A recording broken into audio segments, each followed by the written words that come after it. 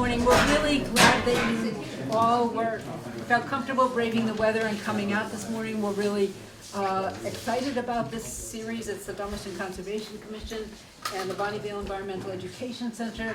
I'm the chair. I'm Mary Ellen Copeland, and this is Patty Smith from Bonneville Environmental Education Center, and the money that we make from these is all going to support ongoing educational programs like this one, and we're beginning to do more and more work in the schools.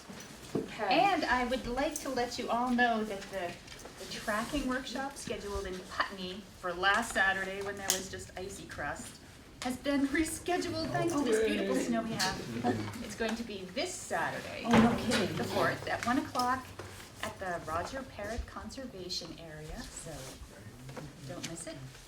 And then next Tuesday night here at this very place, we're having unexplained astronomical phenomena, which is this is the third retry to do this one. So that's why if you're on our lists, you're probably getting a lot of them because of all of the cancellations. That's why we're trying to reschedule things, so you'll be getting another bunch because we've rescheduled. So I hope you don't mind. We won't be pushing so much on you when the weather clears out a little bit.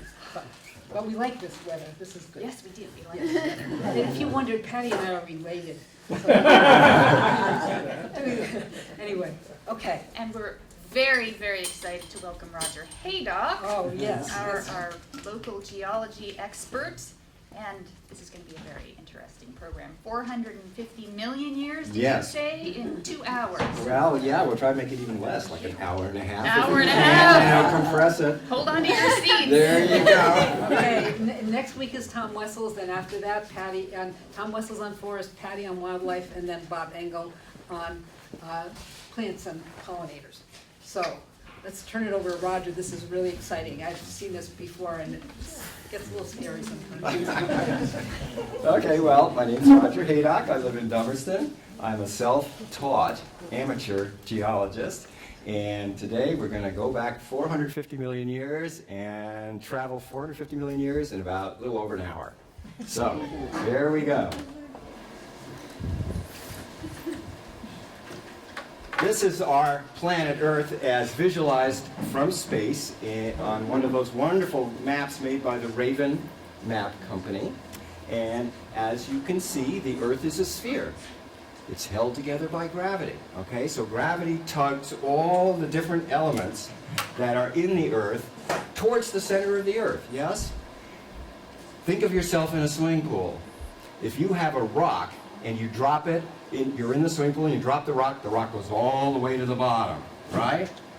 And then if you have an inflatable ball and you put it on the water, it stays on top of the water, okay?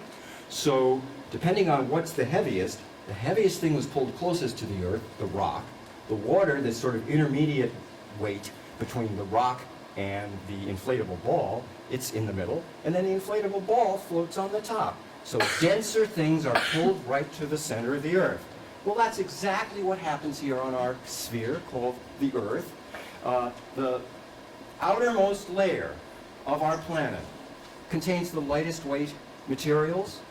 The air, the oxygen, carbon dioxide, they're lightweight. Then, as we move closer to the center of the Earth, we get to more middle density materials. The water is not as heavy as the rocks of the Earth, but it's lighter than the air, so it hugs 70% of the surface. And then another lightweight thing that's on the surface of the Earth, that floats on the surface of the Earth, are the continents. We don't think of continents, which are made out of rock, as being lightweight. We think rocks are heavy, and the continents are heavy. The rocks of the continent are heavy compared to what we humans are used to, but the rocks of the continent are lighter than what they float upon, which is denser. And so the continents are rafts, maybe 20 or 30 miles thick, floating on the surface of the Earth, mostly made out of a rock, if you dig far enough down on the continents, made out of a rock called granite, okay?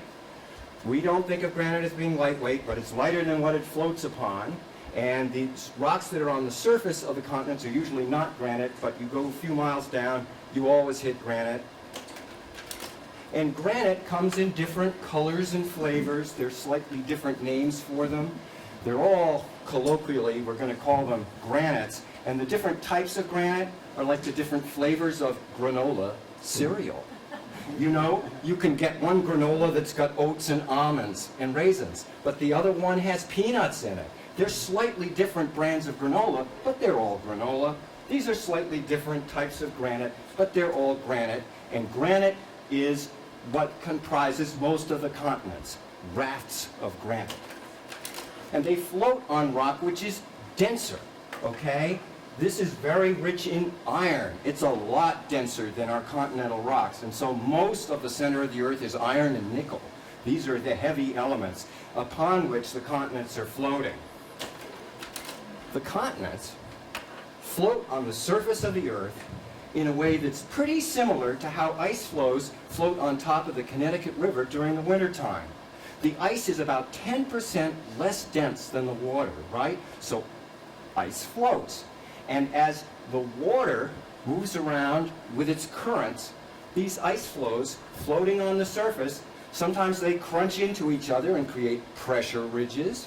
Other times they separate apart, okay? The ice floes are rafts of ice that are hitching a ride on the currents of the water underneath them. Continents do something very similar. The continents are not floating on something that's liquid. The continents are floating on something that's solid, but that something that's solid is moving around with currents, convection currents, that come from deep in the Earth, from the heat generated by the natural radioactive decay that's occurring inside our planet. So it's self-heating with nuclear reactions on there, cooking it, and slowly the denser rocks underneath are moving around, and the continents just passively ride on the surface, sometimes crunching and creating pressure ridges where they run into each other.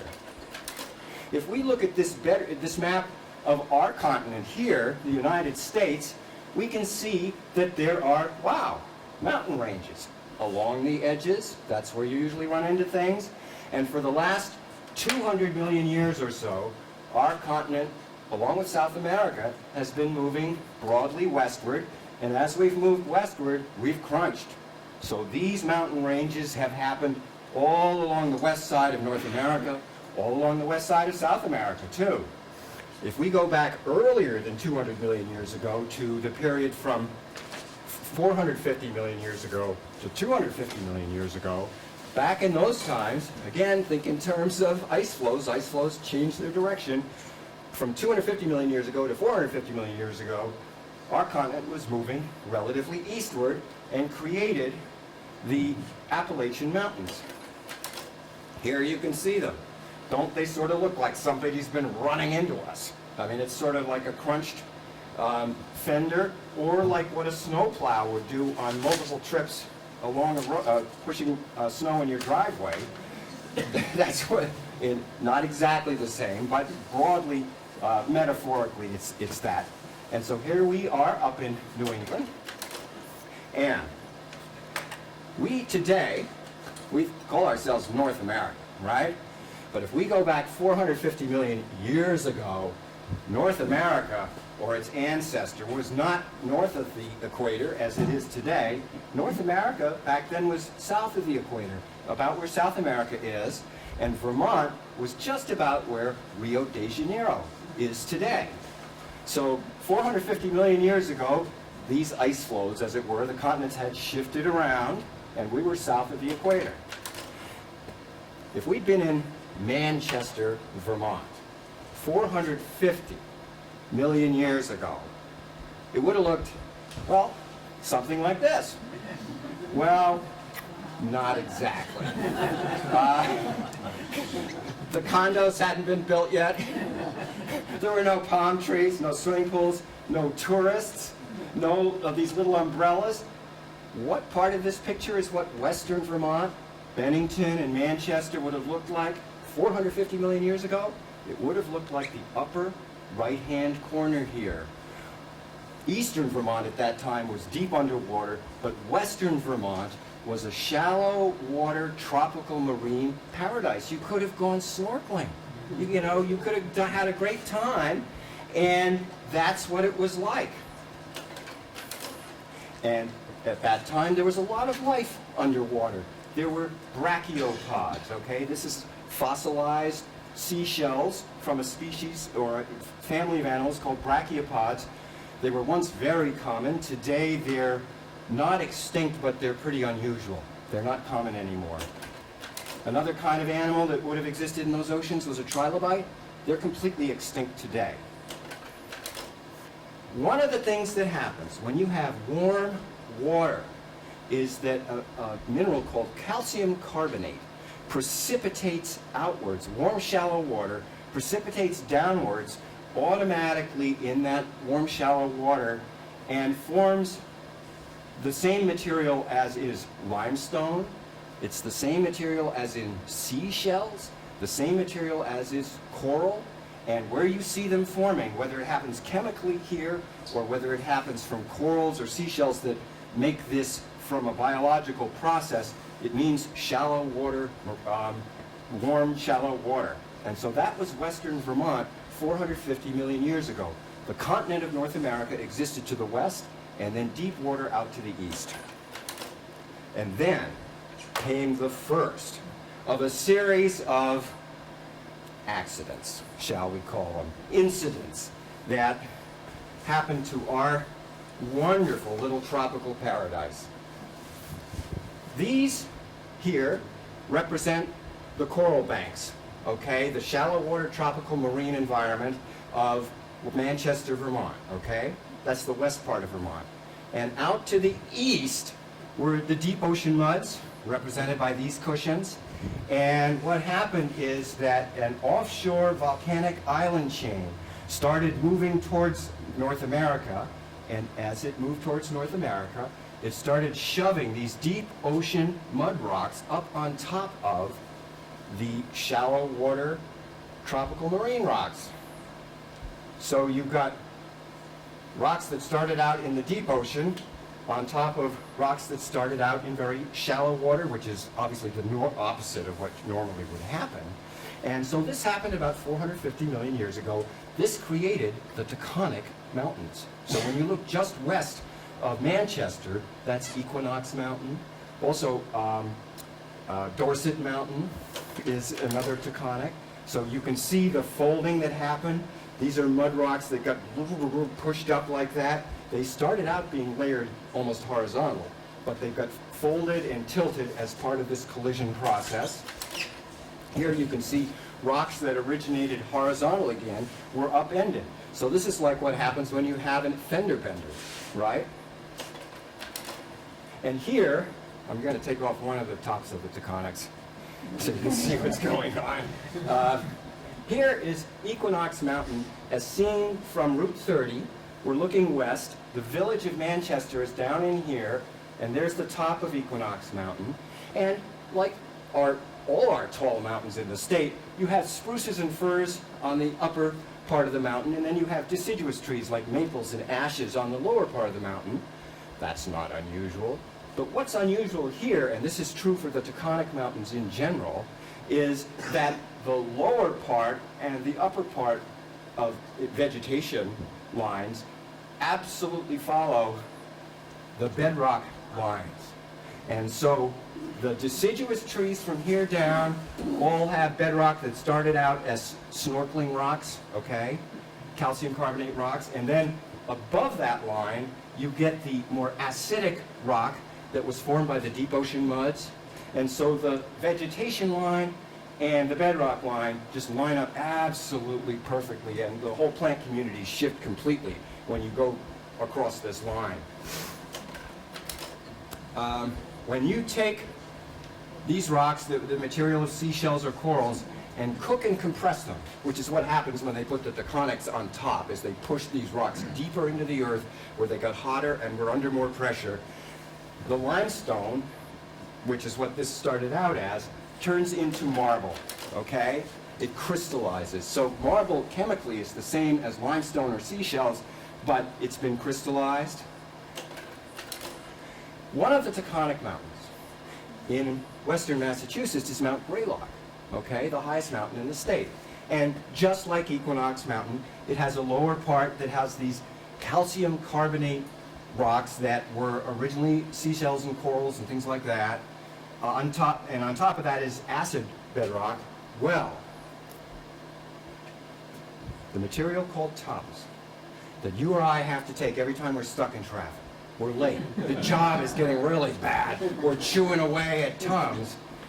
We're chewing away at something that is being mined on our behalf from a mine at the base of Mount Greylock in Massachusetts.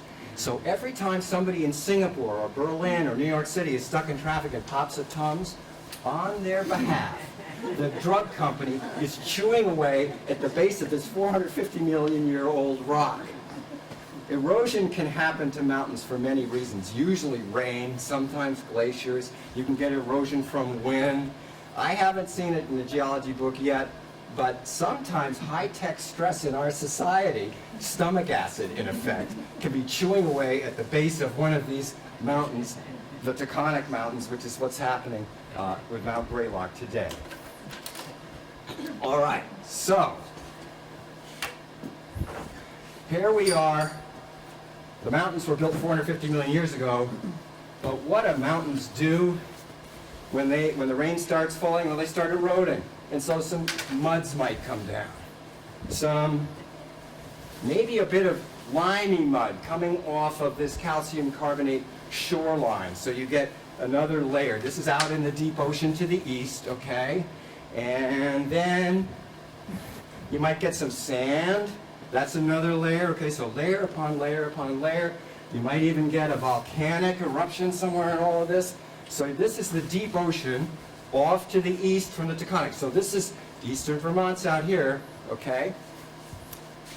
Now, I need a volunteer. Anyone want to volunteer? Okay, Elizabeth, come on up here. You're going to have to study for this part. No. You are now a microcontinent called Avalonia, as in Avalon. And Avalonia, it was a long microcontinent that we find in eastern Massachusetts today, Rhode Island, easternmost Connecticut. It runs up through the Canadian Maritimes, and part of Avalonia is even in the western part of the British Isles. So that's where Avalonia is today. You're only portraying the part that's in eastern Mass. You're east of 495, and your task is to shove these ocean sediments towards me, towards western Vermont. Just keep shoving them. Go. See how they fold? Okay, that's all you have to do for the next 450 million years. You stay still. But that's what created our rocks of eastern Vermont today. Okay, so our rocks started out as deep ocean sediments, different types, sands and clays and muds and limey muds, volcanic deposits. And here you can see in this cross-section map, this is eastern Vermont here, see how everything is folded over? That's just like that. So these rocks had started out horizontal, but like a carpet, like a rug that you slide on, you can make it flip over like that. In one place just to the north of us, up in Chester, look at how high it once got. It was a huge wave that broke. And in fact, the wonderful geological writer, John McPhee, describes a mountain range as a wave of rock that takes 10 million years to break. So this is the wave of the rock, and that's up in Chester. So here, erosion, we're going to erode these down here so we can see a little better. This is up in Springfield. Think these two layers of rock, the black, which is volcanic, the gray-green, which was just sedimentary deposits like a clay, these were laid down horizontal, okay? So they've been so folded that they're now perfectly vertical. All up and down Interstate 91. You see this lustrous rock here. It's called phyllite. It's very close to schist. What's shining there is mica, okay? That's what makes it shine. And why does it look the way it looks? Well, does it not look a lot like Reynolds wrap? Yes, the black backside of Reynolds wrap. Well, sure enough, it's got a lot of aluminum in it. That's what clays have. So all up and down Interstate 91, you see this lustrous rock. And mica, which is the mineral that you're seeing sort of shining like that, is something that happens if you take clay and cook and compress it far enough, it turns to mica. If you cook and compress the mica even further, you'll get little things called garnets. That's those bumps there.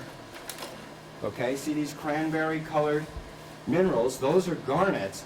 They are what happen if you cook and compress clay beyond the mica phase, you get to garnets. And so a geologist looking at the minerals that he finds in a rock can read the thermal history of the rock and the pressure history of the rock. And this is kind of like the way you or I could take a piece of white bread, put the bread in a toaster for a little while, it turns golden brown, a little further, it's darker brown, too long, and it turns charcoal black. You can tell without even having ever seen the toasting happen that you knew how long it was in the toaster. Geologists do something similar using these index minerals, the mica or the garnets, to infer how hot things had gotten for the rock. So here we have a bedrock geology map of southeastern Vermont.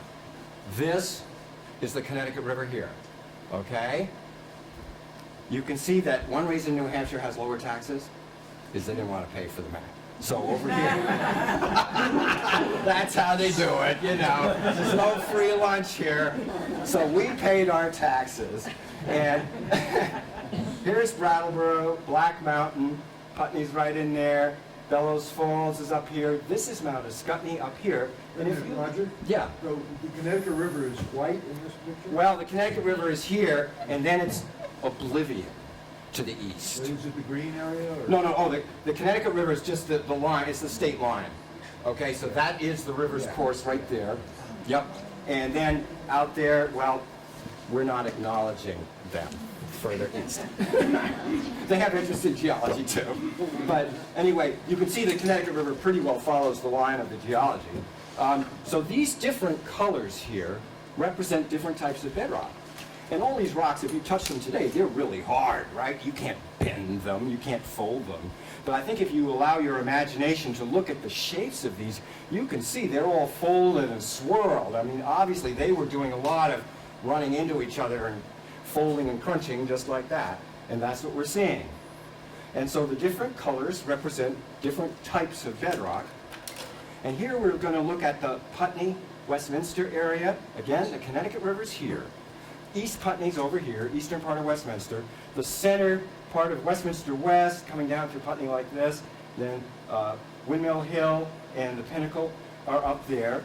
And these types of rocks are pretty different from each other because the rocks to the east in New Hampshire are more acidic in general than our rocks. And the bedrock line between the New Hampshire type rocks and the Vermont type rocks is not always exactly the state line.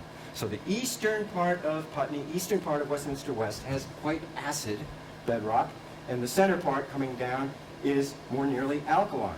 So if we look at the difference between this green acid rock and the blue, more alkaline rock, and then compare it to an aerial photo, you'll notice that where the conifer trees are, which are represented as red in this false color picture, this is hemlocks and white pines and that kind of thing, that is where the acid bedrock is. Where you have the more alkaline rock, you have lots of farms and a lot less in the way of the hemlocks and the white pine trees. So going back, you can see that the bedrock and the vegetation line up very closely. So where the rocks are acid in the east, this is New Hampshire affinity bedrock that happens to be on our side of the line, of the state line. You find rock like this, that's acid. You find hemlocks just thriving. They adore acid conditions. And then here, in this center zone, which is where Westminster West is and much of the sort of center part of Putney, here the rocks are quite different because they had come down as underwater landslides of some of the Tums rock from western Vermont and then landed in the deeper ocean, but they still contained all that Tums material which buffered any acidity and so makes a bedrock that crumbles easily and makes great soil. So here, if we look at what happens here, we see this crumbly rock. You may have noticed it in stone walls sometimes. It's rusty colored. You know, compared to other rocks, it will usually have moss when the other rocks don't, because this rock contains impure amounts of calcium carbonate, or marble, which is the material of tums, which makes the rock be really friendly to plant growth. Here you can crumble this rock in your fingers sometimes. One of the plants that's a signature plant for this kind of soil is the maidenhair fern, which has a distinctive shape, and this picture doesn't show it, but the maidenhair fern is the only fern that has black stems. Okay, so if you see a black stem fern, you are seeing super rich soil. So where you have this formation, it's called the Waits River Formation, you have farms. Farming pays, it works. And then finally, along the crest of the ridge of Windmill Hill up here and Putney Mountain down here, you notice there's no more farms beyond a certain point. It's all woods. And up here you have a lot of the rock called quartzite, which is basically the same material as sand, okay? And quartzite is a very hard rock. When it breaks down into soil, it breaks down into sand, which is not a great soil, so the plants don't do terribly well. And also along the crest of that ridge, you find a lot of this rock called amphibolite, whose origin is volcanic, okay? So it's black, all right? So here's quartzite here, amphibolite there. And then lastly, as part of this whole collision process, most of the rocks just folded up like this, but some of them got what was called subducted. Way, way, way down, okay? Down to like 50 miles below the surface, to where the rocks got so hot that they started to rise back up, and actually they're up here, and if they got to the surface, they created a volcano. But if they didn't get to the surface, let's say they got stuck here, as happened in Black Mountain, 12 miles below the surface, then the rock will slowly cool and solidify into granite over hundreds of millions of years, which is what's happened. So this is Black Mountain in Dummerston. It used to be covered by as much as 12 miles of overlying rock. That's eroded away so that now the granite is finally at the surface. Here you can see it. So this was originally way underground, but 12 miles of overlying rock have eroded away. Now you might think, 12 miles of overlying rock times 5,000 feet to the mile, that says 60,000 feet high. There's no mountains that are 60,000 feet high today. The highest one's 29,000. Did they have much higher mountains in the old days? No, they didn't. What happens is, remember, the continents are rafts of granite, okay? And so imagine that the continents are like an inflatable raft on a swimming pool, okay? And that's, the continents are floating. And where the mountain ranges are, the continents are thicker. They have, because things have crunched together. So we're going to represent the mountain ranges by having 2 6-packs of Coca-Cola on the raft, okay? So you've got the floating raft on the swimming pool, 2 6-packs of Coca-Cola. When I pull 1 6-pack away, which is eroding the top of the high mountains, right? You're losing some sediment.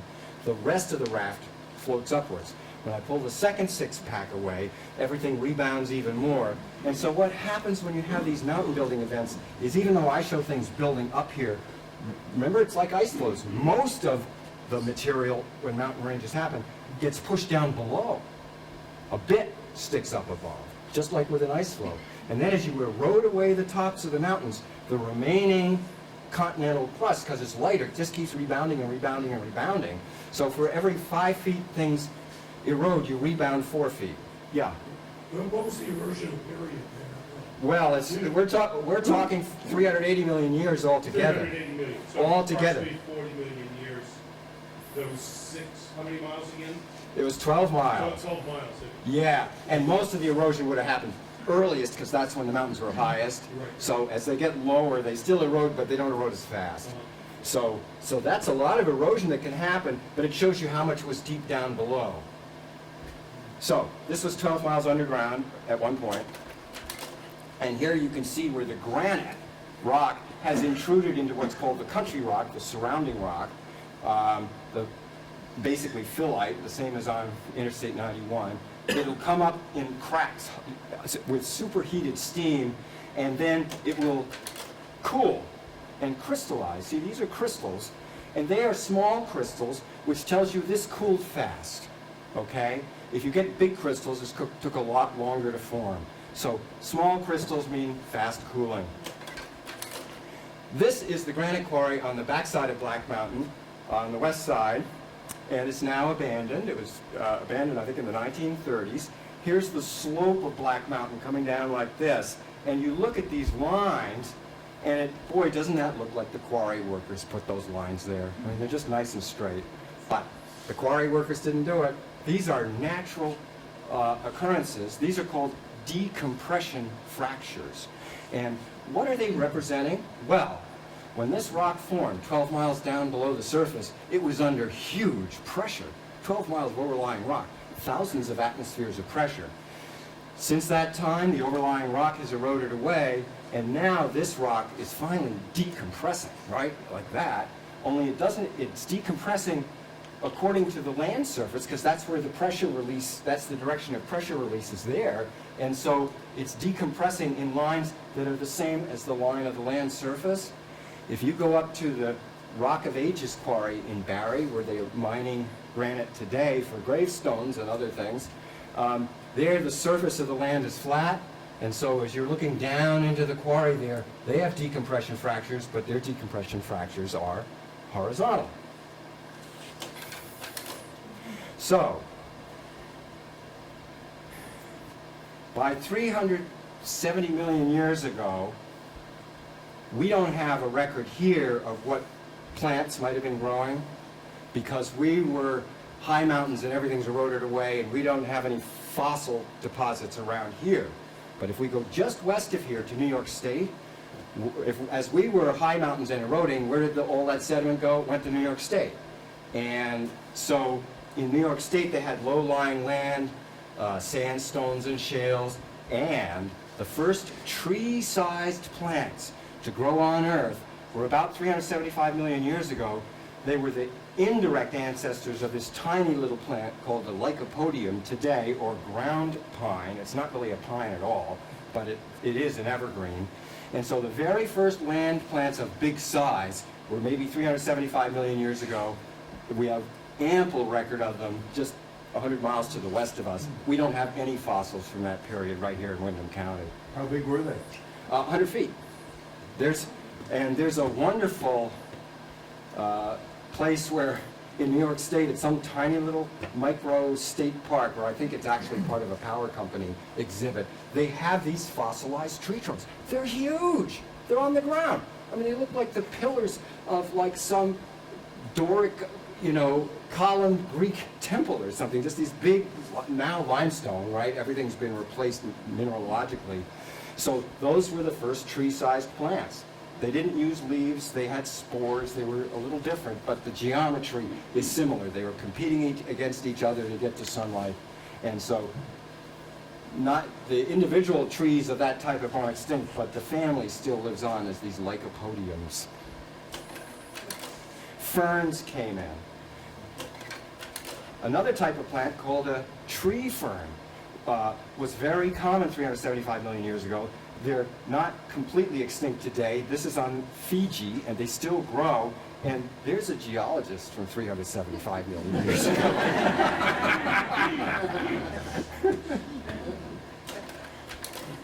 Okay, so here we have a sort of combined bedrock geology map of New Hampshire and Vermont.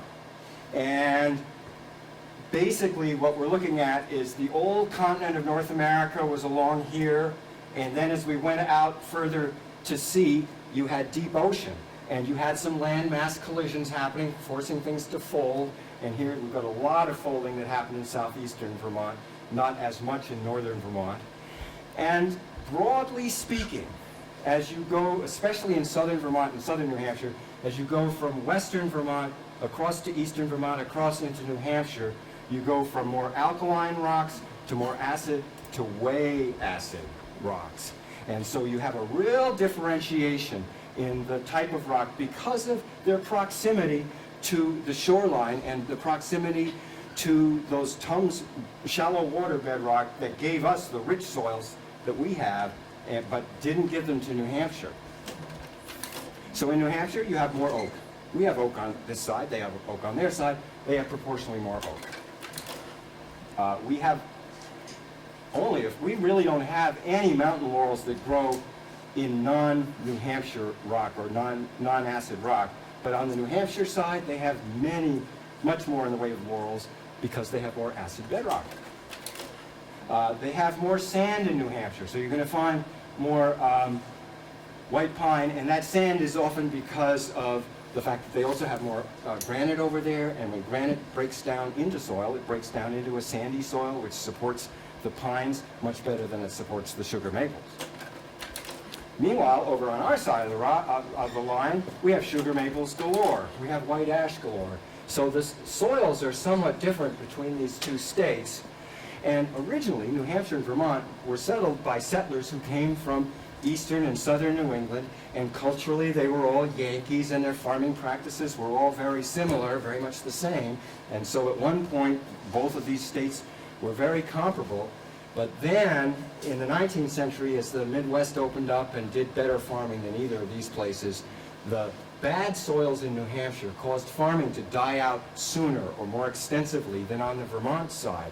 New Hampshire developed quite a bit of industry. Vermont really didn't. And so these two states started to diverge in terms of their economics compared to where they'd been settled. Originally, they were settled very similarly, but New Hampshire became more commercial, Vermont stayed rural, and just going to go back here. And so, after the Second World War, Massachusetts had notoriously high taxes, so a lot of tax refugees moved into southeastern Vermont. They voted the taxes down, down, down. Meanwhile, lifestyle refugees who weren't interested in the money, didn't care about the taxes, they moved to Vermont, they'd vote higher taxes, didn't bother them. And so these two states that had started out the same were now getting more and more and more different. And so things got more rightwards over here. I guess we're on the left side of the map over here. Things got more leftwards, so that in the they were enough different so that in the year 2000 election between Gore and George W. Bush, if only 15 more hundred people had voted for Gore, he would have won the state, and if he'd won the state, he would have won the election. If he'd won the election, who knows what 9/11 would have been like? Would we have ever had a kick the hornet's nest in the Middle East? Would there be all these problems? Would Donald Trump be elected today? We can't know. But it all traces back to the different geology of the deep ocean 400 million years ago, still calling the shots. We are just the marionettes of decisions made long ago that we have no idea about. So. Did I ask about those wrinkles there down the south? Yeah, that's all overturned. Must have been something really hard. Really hard. Well, think of it. To the west. Right? That's right. This is the core of the Southern Green Mountains, which are a billion-year-old rock, which is exposed at the surface here, covered by younger rock up here. And you see, this is sticking out kind of like the bow of a boat. And you see all these rocks, these are all overturned folds. This is like waves breaking against the bow of a boat. And out here, there's also folding, but it's not so severe, sort of like on the side of a boat. And so that's really what's going on there, or what was going on. So that's like 400 million years ago. And so the core of the Southern Green Mountains is roughly the same age as the Adirondacks. Okay, so it's really old, 1 billion plus years old. The very oldest rock in the state is in the Chester Dome, right down here, or no, the Athens Dome, and it's 1.4 billion years old. So that's really ancient stuff. Okay, we'll go through the acidity of New Hampshire, then the alkaline Vermont. Okay, so by 250 million years ago, 270 million years ago. Roger, can you take that coat over? Oh, yeah. Yes, sorry. Okay, yeah, sorry about that. So by 250 million years ago, 270 million years ago, all the world's continents were compressing into one supergiant continent called Pangaea. And at that time, Africa was joining New England. The Atlantic Ocean, or its predecessor, was ceasing to exist. It was being totally squished out of existence as Morocco ran right up against New England. So let's say if we'd been in New England 210 million years ago, we could have driven to Marrakesh in a day, though you'd have to dodge the dinosaurs to get there. And our continent had been moving northwards, okay? So by 200 million years ago, we were 10 degrees north of the equator. We were far away from any ocean, so it was semi-arid, okay? And at that time, you could sometimes get flash floods. It's like going out into Nevada today. It's dry most of the time, but like maybe once a year they get a killer thunderstorm or something. Well, that's what it was like 200 million years ago around here. And this is just south of Windham County, down in Massachusetts, at Gill, Massachusetts. And 200 million years ago, there were dinosaurs. Okay, and these are dinosaur footprints that you can see in a road cut on Route 2 in Gill, Massachusetts. And you can see these footprints are pretty small. You can put your finger right there and touch something that a dinosaur touched 200 million years ago. Now these are small footprints, and we might think of dinosaurs as being big, but how do big dinosaurs get big? They eat the little dinosaurs. So, you know, that's what it is. The rules of the game were the same then as they are today. There are ripple marks here. So there's excellent fossils south of us on Interstate 91, basically, or not necessarily visible from 91, but in that valley all the way down to New Haven. And there's a wonderful state park in Rocky Hill, Connecticut, which is devoted to dinosaur footprints. It's one of the best dinosaur footprint examples anywhere in the world. It's all up and down this Connecticut River Valley. So, beginning around 200 million years ago, Pangaea, which had joined all the continents together, began to start to spread apart. And so all up and down the east coast, a bunch of rift valleys began to happen, where the land is starting to separate. One of the rift valleys is the lower Connecticut River Valley. Things started to open up for a while and then stopped. Same, there's a Newark Basin down in New Jersey, same deal. Opened up for a while, stopped. A Culpeper Basin down in Virginia. Underneath the Bay of Fundy in Maine, there are some of these basins that are rift valleys that failed. They started to rift and then they stopped rifting. One rift valley has never stopped opening in 200 million years. It's called the Atlantic Ocean. And it's still rifting today at an inch a year. You do an inch a year times 200 million years, you get about 3,000 miles. And so that's what you're looking at. It's still rifting. 200 million years to open that much up. And so at one point, as North America was moving westward and the Atlantic Ocean now existed to the east, it moved over a hot spot where molten rock is wanting to come up, and the molten rock would build up under the continent and then explode, okay? This is Mount Ascutney, seen from the south. Today it's about 3,000 feet high. What you see today is the cooled off magma chamber of what had once been a much higher mountain, okay? Maybe 20,000 feet high, okay? And there were two separate explosions of this mountain 125 million years ago. So if we'd been right here 125 million years ago, we would have seen this huge mountain exploding and the dinosaurs running away as they came down the interstate towards us. So the plants, for a long time, were kind of like our pines, not exactly the same. And then, more recently, along came the flowering plants. And by about 20 million years ago, now we've gone quite a bit further north, the Atlantic Ocean has opened up more. By 20 million years ago, the landscape around here would have looked something like that. In other words, we would have been mostly pretty close to sea level, the land surface mostly pretty smooth and not fairly level, with a few high peaks like Mount Monadnock sticking up. And then within the last 20 million years, the land has been uplifted about 1,000 feet, and erosion has opened up river valleys that are maybe 1,000 feet deep, okay? So here you can see flat, and so the ridge line retains the old surface that used to be pretty close to sea level, I mean a few hundred feet above, and the valleys have opened up. This is the same idea seen from the top of Hogback. If you mentally try to connect all of these ridge tops, they would form a rolling landscape, but they've now been eroded out, so the valleys are new, the ridge tops preserve the old land surface level. By 5 million years ago, our climate was quite a bit warmer than it is today, okay? We had a climate around here 5 million years ago that was not unlike North Carolina's or Virginia's today, and occasionally there's a few places where you can find soils from that earlier time. So this is over in Harrisville, New Hampshire.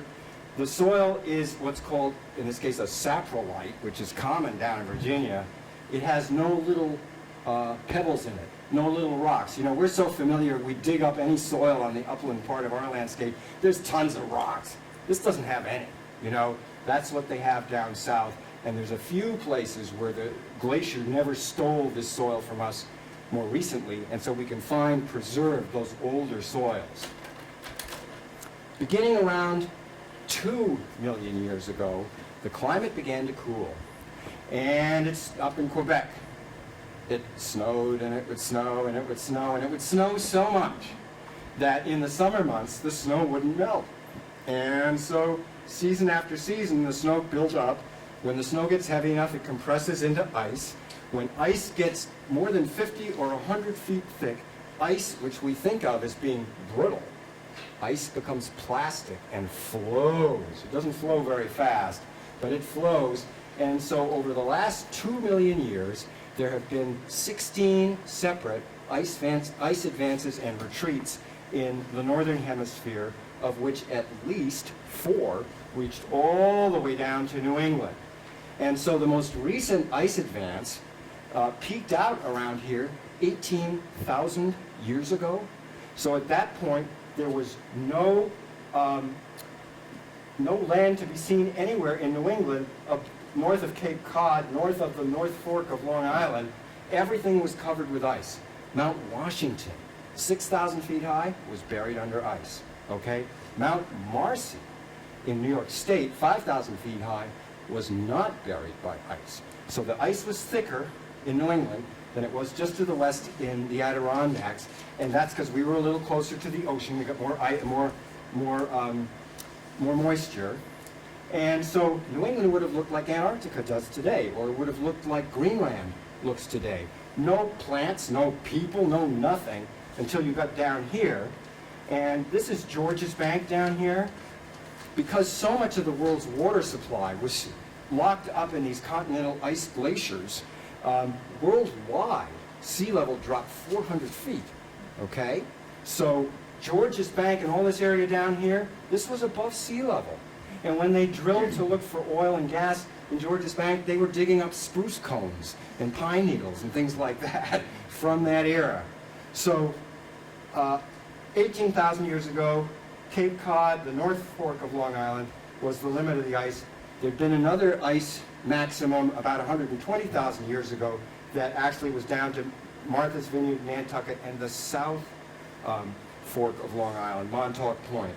So these two ice advances were almost identical in their extent.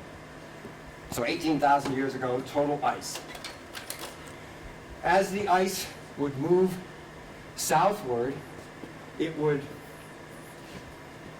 flow like this, and it would bevel the north side of a hill, and then it would pluck rock from the south side. So that's what it would do, is plucking. So you get these cliffs on the south side and a more gradual slope on the north. Were there what? What do the people do if there was anything? There were no people here at that point. There were people. There were people on Earth, but if they were unwise enough to have bought a piece of real estate in New England, sight unseen, they would have arrived here. You know, Where were they? if there were people in North America at that time, they would have been further south. So what happened is that the climate we have in New England now, very roughly, would have been down in Alabama or something, or down in North Carolina. So all the climate bands moved south, okay, basically, and then moved north again when the ice retreated. So, right. And, but there were no people, when there was all this ice, there was nobody here. But as the ice, when it did exist, if it could find since it flowed basically north-south, if it could find a south-facing or north-south running valley, like this valley north of Manchester, Vermont, it would gouge out that valley even deeper. So this is the Valley of Vermont. It pre-existed before the glacier, but the glacier just came along and deepened it. You do the same thing, and I do the same thing in mud season, where we're driving on a muddy road. We can see the troughs left by other people's tires, and we try to avoid getting stuck in the trough, but once we fall into the trough, we just deepen it even more, you know. So that's what the ice was doing. Here is a south-facing cliff, and you can see this. The glacier has plucked that to make it steeper. Sometimes the ice would stall, just stay stuck in a place, and because the ice is flowing down from the north, but the ice is not advancing, what's happening is the ice comes down from the north, it reaches a certain point where it starts melting and just dumping material, okay? And then more ice keeps coming, dumping more material, which creates a hill, which blocks the ice from going further, so it keeps dumping, creating these hills called moraines. And this is a small one in Vermont, but a bigger moraine would be Cape Cod or Long Island, or Nantucket is created by glacial outwash, which is the washing out of that material. So much material was removed from northern New England and southern New England too, that at Nantucket, to drill down all the way to hit bedrock, it's 1,500 feet. So that's how thick the material is. Where's this moraine in Vermont? It's it's north of Manchester, I guess in Dorset, towards in the Dorset area. I can't remember, I took this like 20 years ago, but it's on Route 7, so you would find it. And it's just a minor moraine. I mean, most the big moraines like Cape Cod, which looks like this, the ice lobe filled Cape Cod Bay, basically. And so the edges of Cape Cod were the moraines around it. And then there was a further lobe out further to sea that filled the Gulf of Maine. So because that was above sea level at that point, you see, so the ice was out there. And same with Lake Michigan in Illinois. Let's see, here's Chicago, and the ice just filled the lake like that, the lobe of ice. Oh, so when you and I go on vacation to Cape Cod, right? Martha's Vineyard, Nantucket, they charge us rent to go to the motels, right? They charge us money to go and enjoy the beaches that are comprised of what? Of soil that used to be ours, right?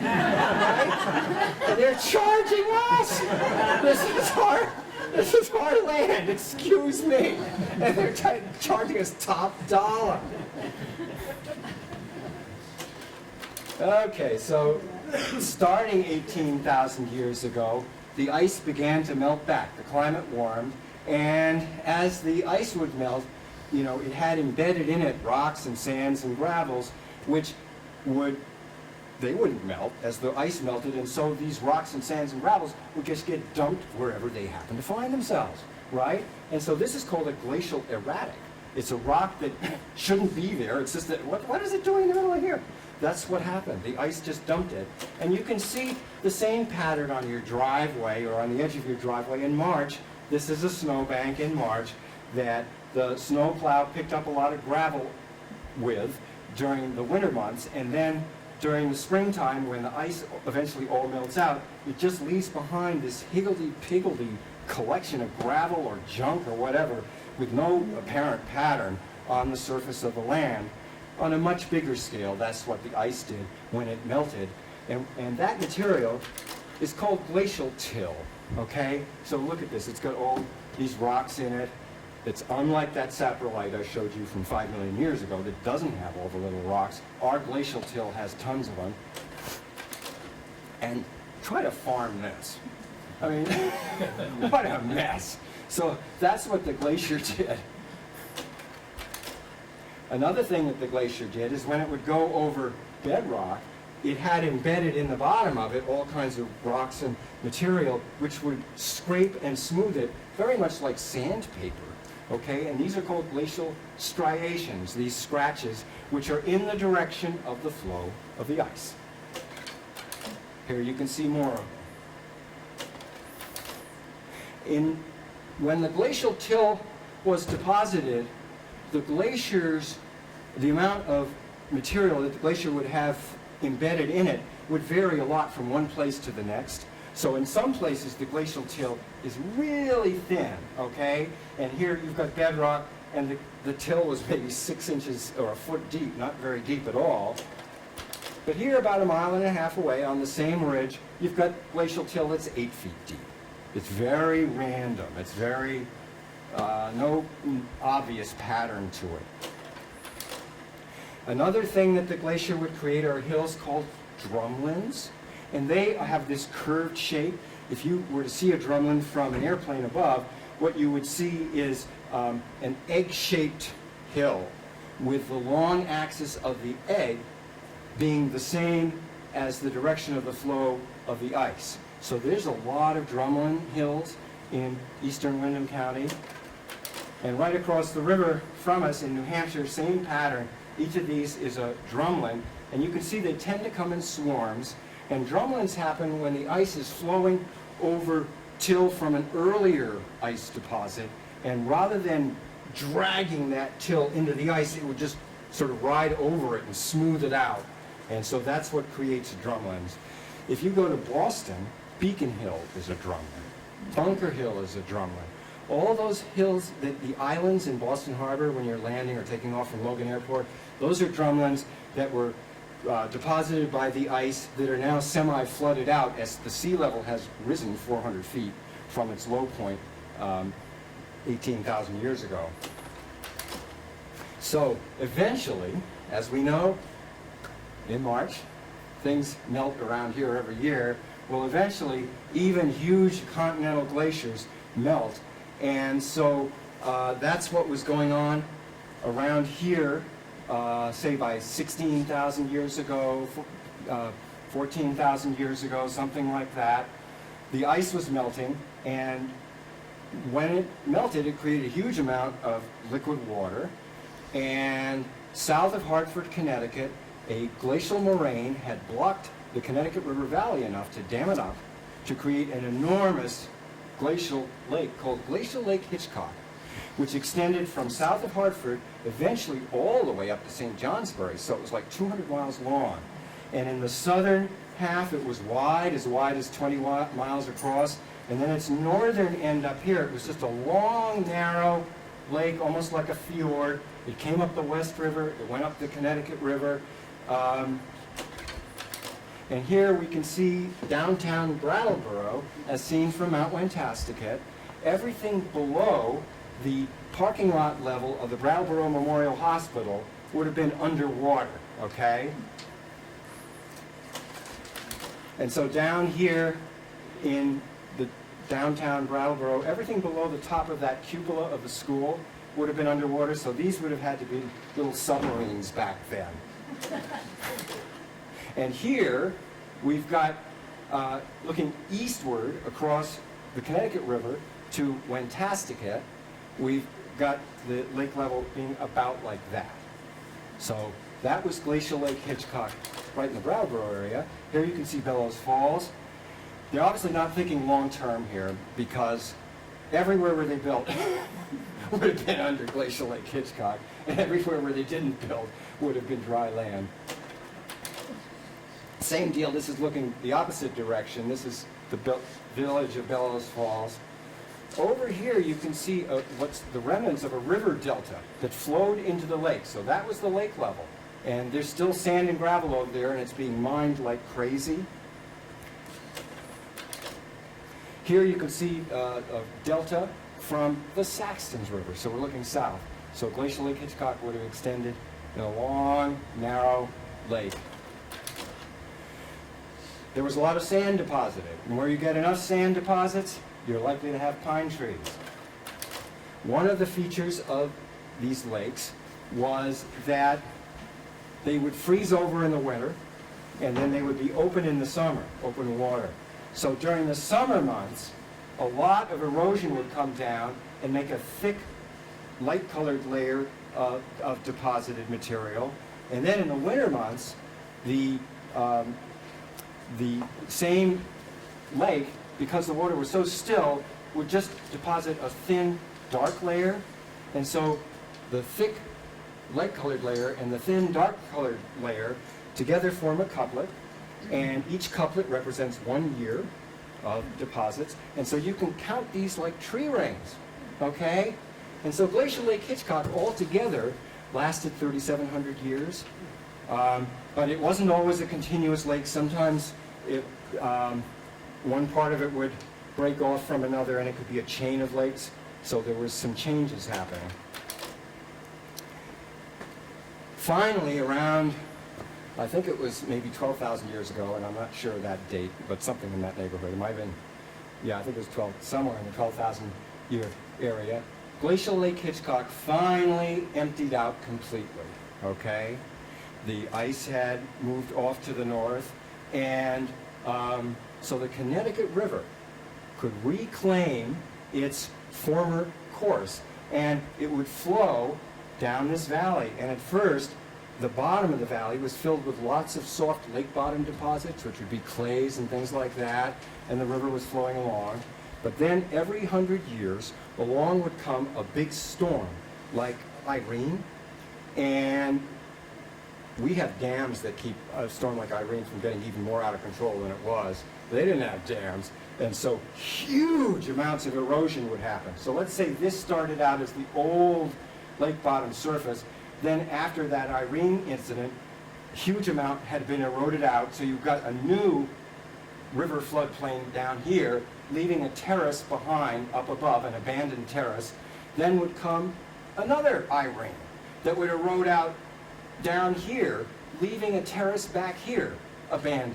Then would come another Irene, creating another new floodplain down here, then another Irene, another floodplain, and so you get this stair-step pattern of terraces left behind by all of these huge storms until the river finally hits bedrock. And once it hits bedrock, it can't erode very fast anymore. And so, yeah, it is eroding, but it's happening way slower. And so what you end up with is a bedrock point, and then all of these terraces that represent the successively later floodplain stages, but lower floodplain stages of the Connecticut River. So this happens in Bellows Falls. You can see it, terrace, terrace, terrace, terrace. You see it in Brattleboro. Brattleboro has the problem of, it's got a bunch of terraces, but how do you connect them? So you have all these roads that go at these steep angles between a flat place and then a next flat place. Here you can see, you've got a terrace, you've got another terrace. This car's trying to figure out how to get from here to there. And this guy found the road. Okay, so that takes us up to the present. Okay, so 450 million years. And naturally, we can't know where the future's going, but we can make some guesses. So let's just take a look at where the future might be headed. What's that? That is my knee. And I think any of you can recognize that once upon a time, the dungarees had totally covered my knee. And then my knee had worn their way through, yes? And so the dungarees used to cover the knee, then the knee wore its way through. Well, this is a bedrock geology map of upstate New York. Here's Vermont. Here's Lake Ontario, upstate New York. This brown and green area is the Adirondack Mountains, and they're surrounded by these pink rocks, which are sedimentary rocks, okay? These pink rocks used to cover this area of the Adirondacks, but the Adirondacks, even though they're a billion-year-plus old rock, have burst their way through, shoving the pink rock aside, much the way my knee had burst through those dungarees. And so the Adirondacks are rising up faster than the Swiss Alps because there's a hot spot underneath them.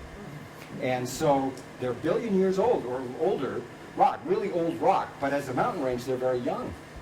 So we don't know if they're going to continue to rise at that rate, but if they do, there's a big mountain range to the west in our future. But we can't be sure. And I don't think any of us is going to be around long enough to find out the answer.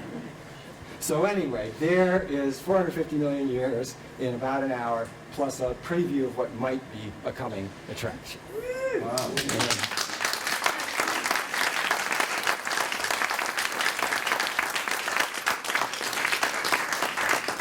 So I'm happy to take any questions. I don't know if I can answer them, but I'll try. Yes.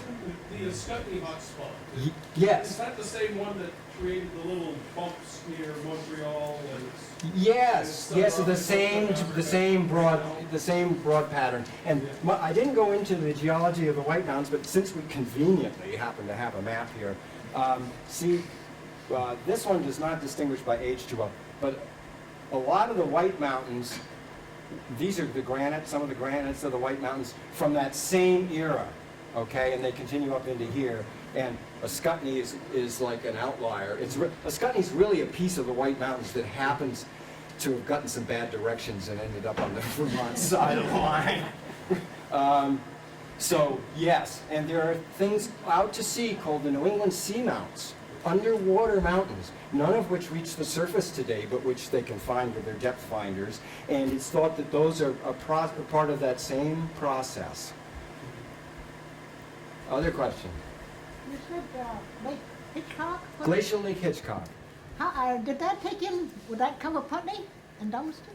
Yeah, the low-lying parts of Putney and Dummerston, the eastern parts, and also it would have gone up the West River, okay? And one thing I didn't go into with Glacial Lake Hitchcock, but I now can do, is if, glacial, in order to be a lake, the water has to be flat, right? Lakes don't do this. But if you think of the Connecticut River Valley today, here's Hartford, here's St. Johnsbury, it's floating, it's like this. The difference in elevation is like 500 or 600 feet. There's no evidence of a 500 or 600 foot high dam south of Hartford. So how could Lake Hitchcock have existed? Well, the ice was so heavy to the north that it depressed the Earth's crust enough so that it flattened out between St. Johnsbury and Hartford. And as long as that was going on, it didn't take a big dam to keep the lake in existence. But as the ice retreated to the north, the land rebounded and the lake drained.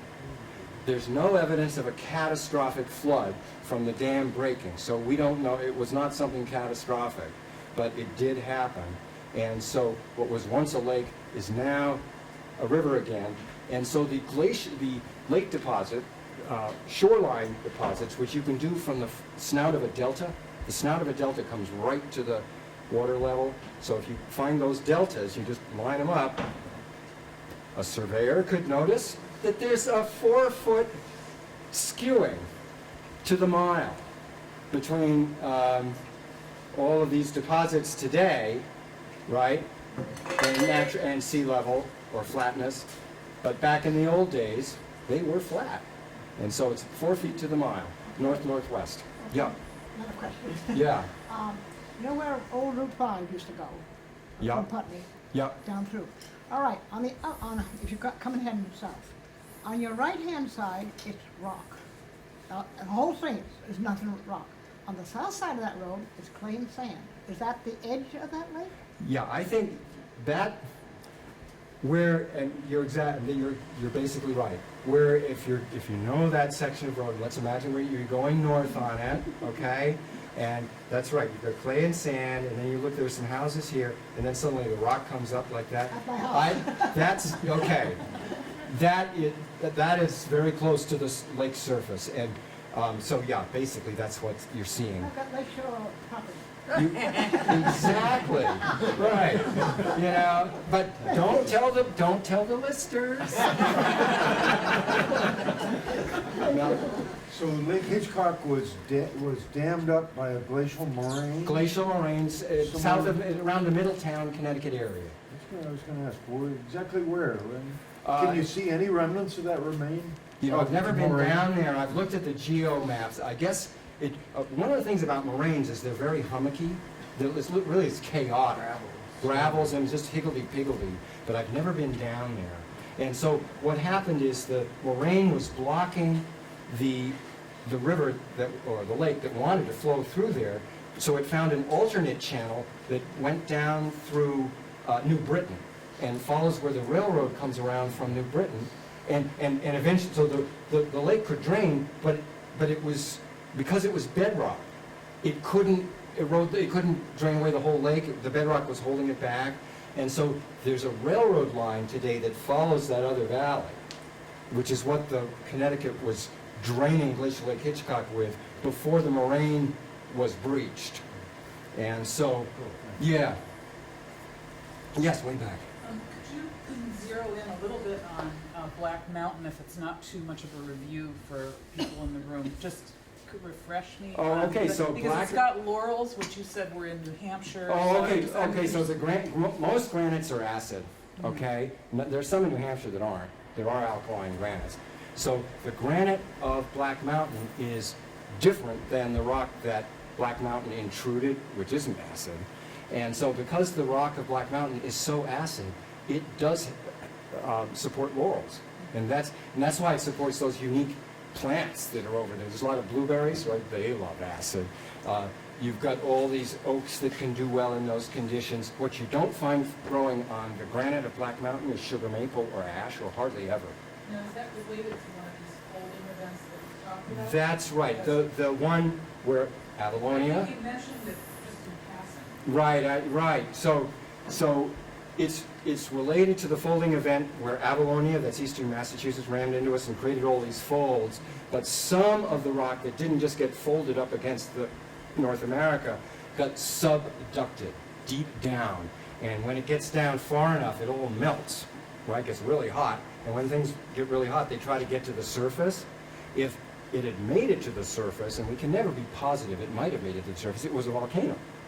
But that part of the magma, the red hot rock, that couldn't make it to the surface, that was 12 miles underground, got stuck, okay, like a bubble that got stuck down there under ice in the winter or something. So it just got stuck.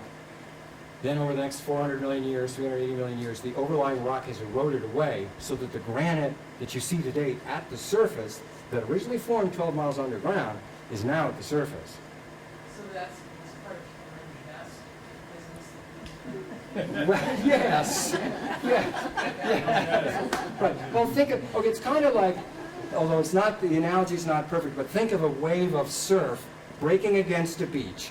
It's very orderly as it's folding and waving like this, and then comes a point where it's all chaos, right? And it's all these bubbles.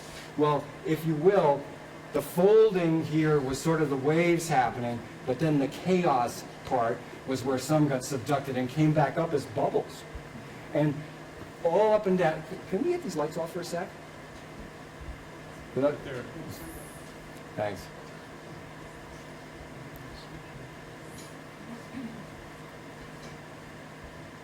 There we go. Okay. So here's the state of Vermont, right?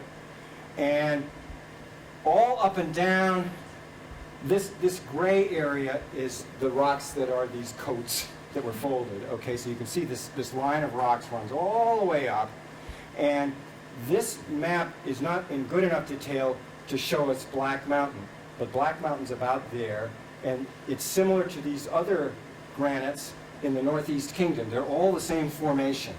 Okay, that's Barry, and there was a whole bunch of them, and they would have probably formed, some of them would have been supporting volcanoes, if not all of them, and they would have been quite comparable to what's happening today in the Pacific Northwest, where you get a line of volcanoes, Mount Rainier, Mount Shasta, Mount Hood, Mount St. Helens. If you look on a map, they're in a line, north-south. That's because they are getting subducted today out there, and when things get 50 miles down, up come the bubbles, up come the volcanoes. Well, the same thing was happening today, except back 400 million years ago, except everything was getting subducted going the opposite direction, going downwards to the west, and you had these bubbles coming up pretty much in a straight line. So that's what was going on.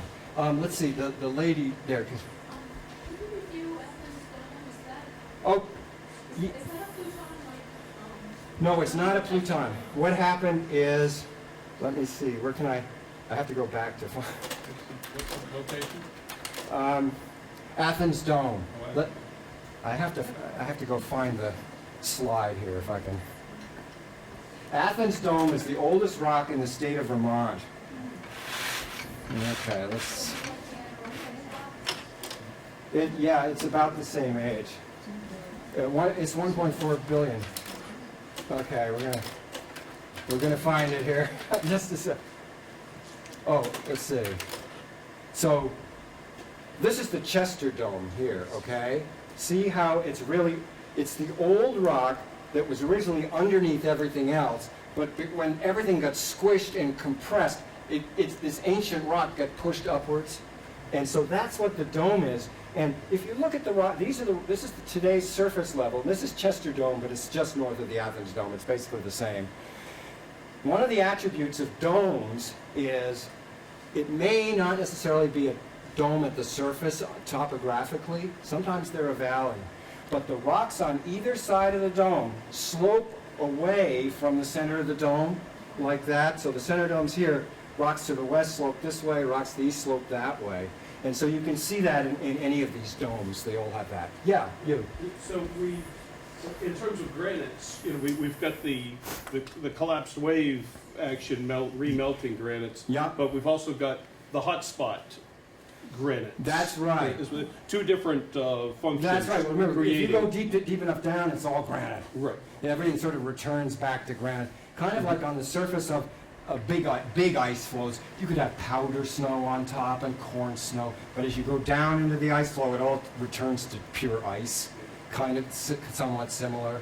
So most of the rocks at the surface are anything but granites, and a metamorphic rock that is very close to granite, but hasn't been cooked all the way to granite, if you cook it far enough, you get granite, is a rock called gneiss, G-N-E-I-S-S, and the core of the southern Green Mountains is a lot of that rock gneiss, okay? So it's metamorphic, but it never got cooked quite all the way to granite. Yeah. Yeah.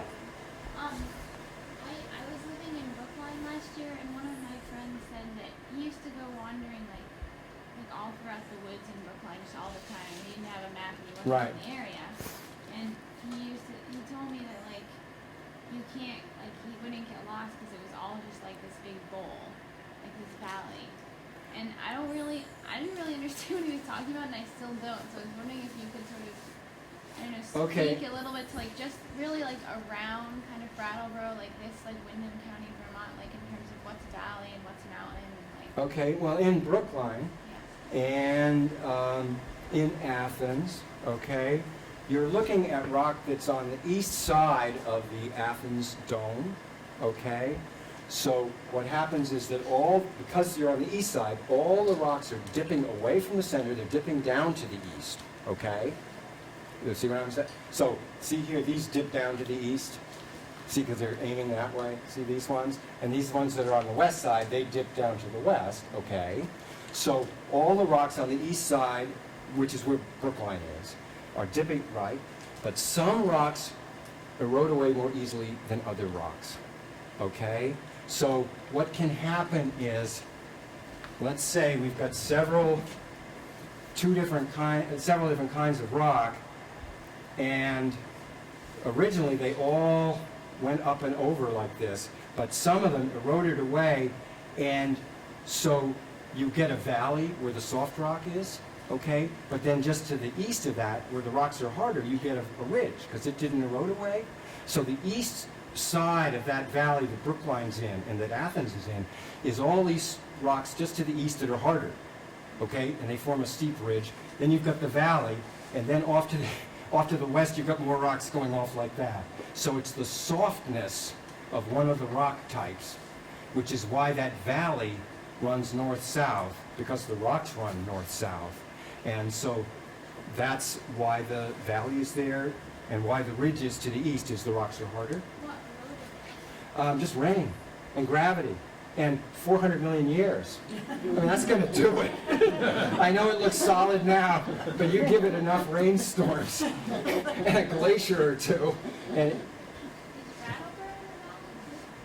well, yeah, Brattleboro's in the Connecticut River Valley, as well as the West River Valley that converges into the Connecticut River Valley right there.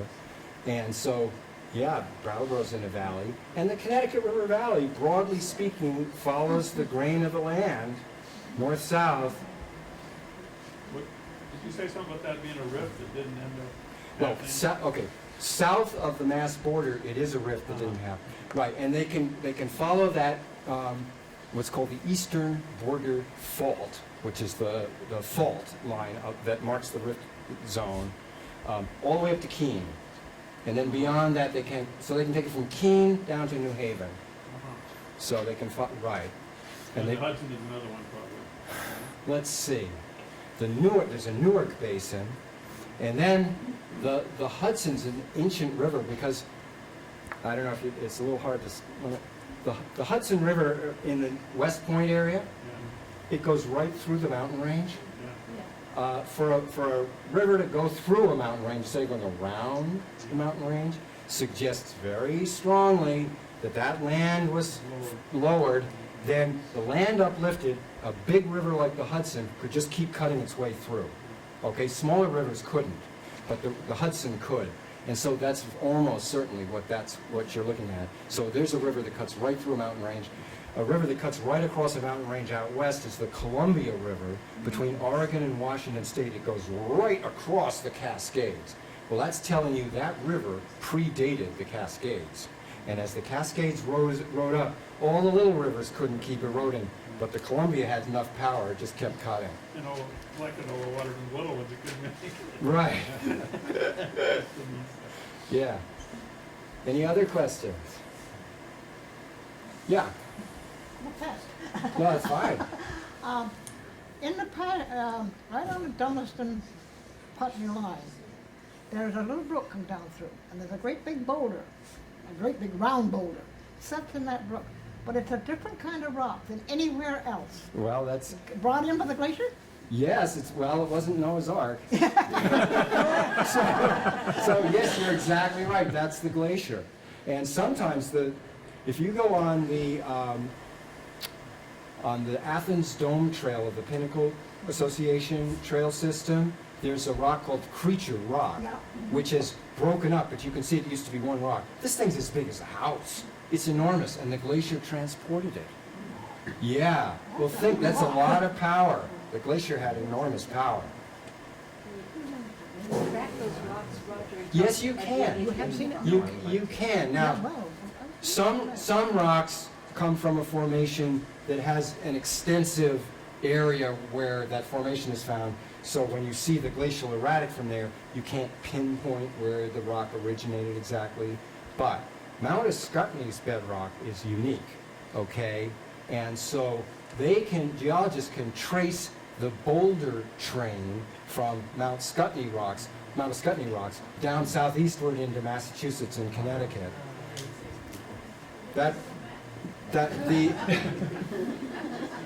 The great geological writer John McPhee was in one of his books describes the fact that in the glacial moraines in the state of Indiana, they keep finding diamonds.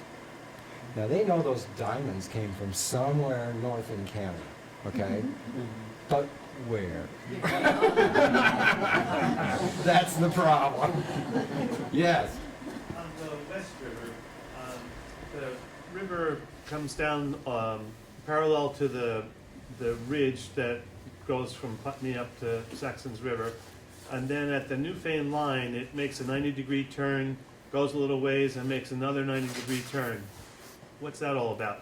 Well, and if you keep coming downstream below the covered bridge, The West River's course actually takes a route where there's granite to the east, but there's also granite to the west. Granite's a really hard rock.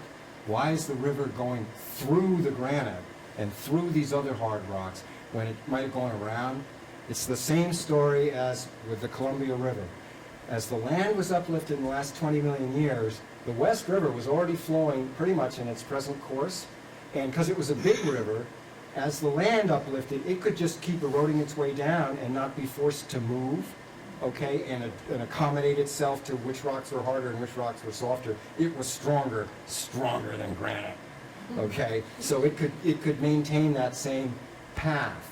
And so that's strong evidence for the interpretation that says the land used to be close to sea level around here. The West River had its course, the land was uplifted, and yet the West River, being a river with a lot of eroding power, didn't have to rearrange its route. Yeah. Any other questions?